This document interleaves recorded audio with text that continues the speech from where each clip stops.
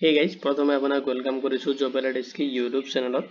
Centre for development of advance computing और পৰা requirement কাৰণে নোটিফিকেশন আইছে আৰু তাৰে কমপ্লিট ডিটেইলছ মই আপোনাক এই ভিডিঅ'ত প্ৰভাইড কৰিম। প্ৰথমতে আপুনি ভিডিঅ'টো কমপ্লিট চাই লব, তাৰ পিছত যদি এটো ৰিকুৱাৰমেন্ট ৰিলেটেড কোনো ধৰণৰ কোৱেশ্চন থাকে আপুনি এটো ভিডিঅ'ৰ কমেন্ট সেকশনত কমেন্ট কৰি দিব। তাহক দেৰি নকৰি আজিৰ ভিডিঅ'টো আৰম্ভ কৰো। প্ৰথমতে আপুনি যিকোনো ব্ৰাউজাৰ এটা ওপেন কৰি লব আৰু তাতে আপুনি যদি সাৰ্চ কৰে www.cdse.in সাৰ্চ কৰিলে আপুনি centre for development of advance computing or যেটো অফিশিয়াল ওয়েবসাইট আছে তাতে আপুনি ভিজিট কৰিব পাৰিব। এতিয়া চাওক যেটো অফিশিয়াল নোটিফিকেশন আহিছে তাৰ ডিটেইলছ কিনি মই সিস্টেমেটিক আপোনাক প্ৰভাইড কৰিম। Centre for development of advance computing Guwahati recruitment 2025 ৰ কাৰণে আহিছে নোটিফিকেশন কিনি আৰু তাৰ ডিটেইলছ কিনি মই সিস্টেমেটিক আপোনাক এইটো ভিডিঅ'ত প্ৰভাইড কৰিম। প্ৰথমতে ৰিকুৱাৰমেন্ট ওভাৰভিউ কিনি চাই লওক। অৰ্গানাইজেশ্যন দিয়া আছে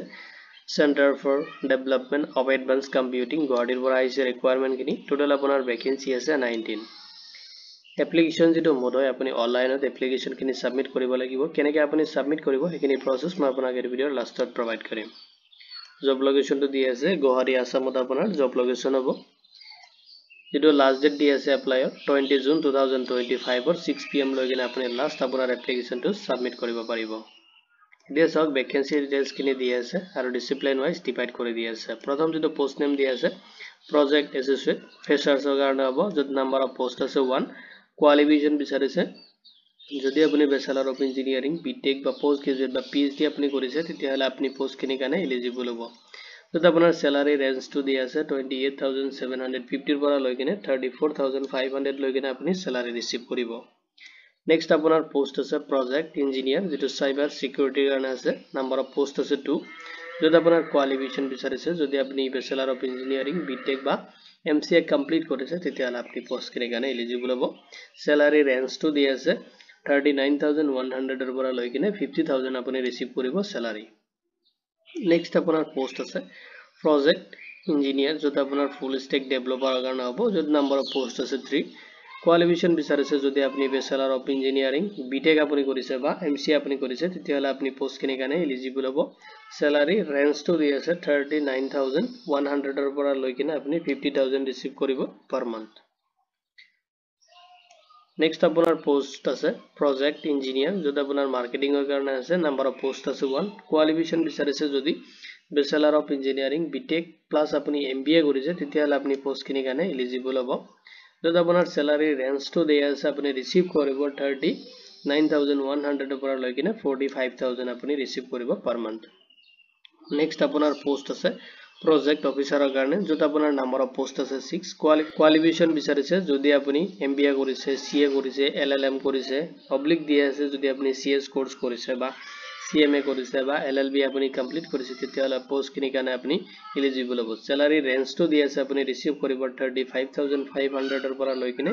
45000 আপুনি পাৰ মান্থ আপুনি স্যালাৰি ৰিসিভ কৰিব। নেক্সট আপোনাৰ পোষ্ট আছে প্ৰজেক্ট সাপোৰ্ট স্টাফৰ কাৰণে যত নাম্বাৰ অফ পোষ্ট আছে 4 আৰু আপুনি যদি গ্ৰেজুৱেচন কৰিছে বা পোষ্ট গ্ৰেজুৱেচন কৰিছে তেতিয়াহলে আপুনি পোষ্ট কিনি কাৰণে এলিজিবল হ'ব। স্যালাৰি ৰেঞ্জটো দি আছে 20200 ৰ পৰা লৈ কিনে 28000 আপুনি ৰিসিভ কৰিব পাৰ মান্থ। নেক্সট আপোনাৰ পোষ্ট আছে সিনিয়ৰ প্ৰজেক্ট ইঞ্জিনিয়াৰ যেটো আপোনাৰ এইচপিসি ট্ৰেইনাৰৰ কাৰণে আছে, যত নাম্বাৰ অফ পোষ্ট আছে 1। কোৱালিফিকেশন বিচাৰিছে যদি মাস্টাৰ অফ ইঞ্জিনিয়াৰিং কৰিছে আপুনি বা আপুনি এমটেক কৰিছে বা আপুনি পিএইচডি কৰিছে তেতিয়াহলে আপুনি পোষ্ট কিনি কাৰণে এলিজিবল হ'ব। স্যালাৰি ৰেঞ্জটো দি আছে আপুনি ৰিসিভ কৰিব 60000 ৰ পৰা লৈ কিনে 75000 লৈ কিনে। নেক্সট পোষ্ট দি আছে সিনিয়ৰ প্ৰজেক্ট ইঞ্জিনিয়াৰ যেটো AILM যেটো ট্ৰেইনাৰৰ কাৰণে আছে, নাম্বাৰ অফ পোষ্ট আছে 1 আৰু কোৱালিফিকেশন বিচাৰিছে আপুনি যদি মাস্টাৰ অফ ইঞ্জিনিয়াৰিং এমটেক বা পিএইচডি কৰিছে তেতিয়াহলে পোষ্ট কিনি কাৰণে এলিজিবল হ'ব। লগত আপোনাৰ স্যালাৰি যেটো ৰেঞ্জ দি আছে 60000 ৰ পৰা লৈ কিনে আপুনি 75000 ৰিসিভ কৰিব। এতিয়া সক পোষ্ট কিনি এপ্লাই কৰতে আপুনি কিছুমান এলিজিবিলিটি ক্ৰাইটেৰিয়া ফলো কৰিব লাগিব, যত আপোনাৰ এডুকেশনাল কোৱালিফিকেশন দি আছে আৰু ভেৰিয়াছ পোষ্ট হিচাপত আপোনাৰ কোৱালিফিকেশন কিনি ডিভাইড কৰি দি আছে। তো ইনক্লুডিং যিখিনি পোষ্ট আছে তাতে আপোনাৰ যেটো কোৱালিফিকেশন লাগিব যদি আপুনি ব্যাচেলাৰ অফ ইঞ্জিনিয়াৰিং বিটেক বা এমসিএ কৰিছে বা এমবিএ কৰিছে বা সিএ কৰিছে বা এলএলএম কৰিছে বা সিএস কৰিছে বা সিএমএ কৰিছে বা পিএইচডি কৰিছে সেটা যদি আপুনি এইগিলা কোৰ্স আপুনি যিকোনো এটা কৰিছে তেতিয়াহলে পোষ্ট কিনি কাৰণে এলিজিবল হ'ব। যদি আপুনি ফ্ৰেছাৰ্ছ ক্যান্ডিডেট হয় তথাপি এপ্লাই কৰিব পাৰিব। এতিয়া চাওক এক্সপিৰিয়েন্স বিচাৰিছে 0 to 5 ইয়াৰ্স আপোনাৰ ডিপেন্ডিং অন পোষ্ট হিচাপত আপোনাৰ এক্সপিৰিয়েন্স বিচাৰিছে যদি আপোনাৰ ফ্ৰেচাৰ্ছ হয় তথাপি এপ্লাই কৰিব পাৰিব এজ লিমিটটো দি আছে minimum 30 years up to 50 years লৈকে আপুনি এপ্লাই কৰিব পাৰিব এন্ড পোষ্ট ওয়াইজ আপোনাৰ এজ লিমিটটো ডিভাইড কৰি দিয়া আছে যেটা আপুনি অফিচিয়েল নোটিফিকেশনত চেক কৰিব লাগিব এতিয়া চাওক সিলেকশন যেটো প্ৰসেস হয় আপোনাক শৰ্টলিস্টেড কৰা হ'ব তাৰ পিছত আপোনাক কল কৰিব ৰিটেন টেষ্ট হ'ব পাৰে নহলে আপুনি ইন্টাৰভিউ ফেস কৰিব লাগিব এটো এতৰ ডিপেন্ড কৰিব এতৰ সিলেকশনৰ ওপৰত বেচ কৰি কিনে আপোনাৰ যেটো এড্ৰেছ দিয়া আছে আপুনি ভিজিট কৰিব পাৰে CDA যেটো ক্লায়েন্ট ITI গুৱাহাটী যেটো ৰিসাৰ্চ পাৰ বিল্ডিং আমিনগাঁও গুৱাহাটীত আছে এটো লোকেশনত আপুনি ভিজিট কৰিব লাগিব এন্ড আপুনি যদি শৰ্টলিস্টেড হোৱাৰ পিছত আপোনাক কল কৰিব এন্ড আপুনি ৰিটেন এক্সাম দিব লাগিব নে ইন্টাৰভিউ দিব লাগিব এইখিনি ইয়াতে ইনফৰ্ম কৰি দিব আপোনাক দেসক কেনেকৈ আপুনি এপ্লাই কৰিব তে এপ্লাই কৰিবলৈ প্ৰথমতে আপুনি অফিচিয়েল ওয়েবসাইটত ভিজিট কৰিব এন্ড আপুনি যাব লাগিব যেটো ৰিকোয়াৰমেন্ট সেকশন আছে তাতে ক্লিক কৰিব এন্ড আপুনি ফাইন্ড আউট কৰিব লাগিব ৰিকোয়াৰমেন্ট সেকশনটো আৰু তাতে আপুনি ফাইন্ড আউট কৰিব যেটো ৰিকোয়াৰমেন্টৰ কাৰণে নোটিফিকেশন আহিছে আৰু ভেৰিয়াছ পোষ্টৰ কাৰণে ভেৰিয়াছ নোটিফিকেশন দি আছে আপুনি যেটো পোষ্টৰ কাৰণে এলিজিবল হয় এন্ড ইন্টাৰেষ্টেড হয় এটো পোষ্ট আপুনি ফাইন্ড আউট কৰিব এন্ড আপুনি ৰেজিষ্ট্ৰেচন কৰিব প্ৰথমতে এন্ড আপুনি ফিল আপ কৰিব লাগিব আপোনাৰ এপ্লিকেশন ফৰ্মটো ফিল আপ কৰি কিনে আপুনি আপলোড কৰিব লাগিব ৰিকোয়াৰমেন্ট ডকুমেন্টস খিনি আপুনি এটো এপ্লাই কৰোতে কোনো ধৰণৰ এপ্লিকেশন ফি পেমেন্ট কৰিব নালাগে ফাইনাল সাবমিট আপুনি দি দিব আপোনাৰ এপ্লিকেশনটো এটা সব ইম্পৰ্টেন্ট ডেটস খিনি দিয়া আছে এপ্লিকেশন স্টাৰ্ট হৈছে 31 মে 2025 ৰ পৰা আৰু লাষ্ট আপুনি আপোনাৰ এপ্লিকেশনটো সাবমিট কৰিব পাৰিব 20 জুন 2025 ৰ 6 pm লৈকে আপুনি আপোনাৰ এপ্লিকেশনটো সাবমিট কৰিব পাৰিব ইম্পৰ্টেন্ট লিংক খিনি মই এই ভিডিওৰ ডেসক্ৰিপচনত প্ৰভাইড কৰি দিম তাতে ক্লিক কৰি কিনে আপুনি অফিচিয়েল ওয়েবসাইটত ভিজিট কৰিব পাৰিব লগতে যে ৰিকোয়াৰমেন্ট ডিটেইলছ খিনি দিয়া আছে সেইখিনি চেক কৰিব পাৰিব তো অফিচিয়েল ওয়েবসাইটৰ লিংকটো দিয়া আছে আপুনি ক্লিক কৰিব পাৰিব নহলে আপুনি জবলাৰ ডেস্ক পৰ্টেলত ভিজিট কৰি কিনে তাৰ পৰা আপুনি চেক কৰিব পাৰিব এতিয়া চাওক যেতিয়া আপুনি অফিচিয়েল ওয়েবসাইটত ভিজিট কৰিব লিংকটো মই এই ভিডিওৰ ডেসক্ৰিপচনত প্ৰভাইড কৰি দিম তাতে আপুনি এই ভিডিওত ৰিডাইৰেক্ট হৈ যাব অফিচিয়েল পৰ্টেললৈকে তো আপুনি যাব লাগিব যেটো মেনু বাটন দিয়া আছে তাতে আপুনি কেৰিয়াৰছ অপচনটোত ক্লিক কৰিব লাগিব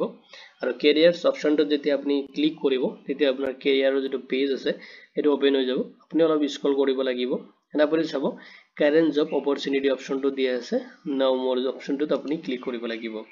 তো ক্লিক কৰাৰ পিছত আপুনি অলপ ওয়েট কৰিব লাগিব যেটো ৰিকোয়াৰমেন্ট কারণ ওপেনিং অন পোষ্ট খিনি আছে সেইখিনি ইনভিটেশন আহি যাব এতিয়া সব প্ৰথমতে সব ফাৰ্স্টত দি আছে টি যেটো এপ্লিকেশন দি আছে ভেৰিয়াছ কন্ট্ৰাকচুৱেল বেসিক টু পজিশন কাৰণে মই যেটো অলপ আগত আপোনাক প্ৰভাইড কৰিছো ডিটেইলছ খিনি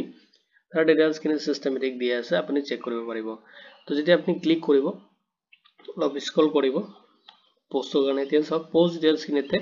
কমপ্লিটলি দি আছে আপুনি যেটো পোষ্টৰ কাৰণে এপ্লাই কৰিব খুজি আছে এটো পোষ্ট খিনি দি আছে ইনভিটেশন দি আছে আপুনি এটা ফাইন্ড আউট কৰিব লাগিব যেটো গুৱাহাটীৰ কাৰণে আছে পোষ্ট খিনি তো গুৱাহাটী যেটো পোষ্ট আহিছে সেইখিনি আপুনি এটা ফাইন্ড আউট কৰিব বহুত খিনি পোষ্ট দি আছে বহুত খিনি এৰিয়া হিচাপত তো আপুনি এটা ফাইন্ড আউট কৰিব লাগিব গুৱাহাটী লোকেশনত যেটো পোষ্ট দিয়া আছে এটো আপুনি ফাইন্ড আউট কৰিব ফাইন্ড আউট কৰি কিনে আপুনি ইয়াৰ পৰা এপ্লাই কৰিব লাগিব এন্ড আপুনি ভিজিট কৰিব পাৰে জবলাৰ ডেস্ক পৰ্টেলত যেটো লিংক মই এই ভিডিওৰ ডেসক্ৰিপচনত প্ৰভাইড কৰে দিম তো এটো ৰিকোয়াৰমেন্ট ৰিলেটেড যদি কোনো ধৰণৰ কোশ্চেন থাকে আপুনি এই ভিডিওৰ কমেন্ট সেকশনত কমেন্ট কৰি দিব ভিডিওটো চোৱাৰ বাবে ধন্যবাদ দিকিনে মই আজিৰ ভিডিও ইমানতে সামৰিছো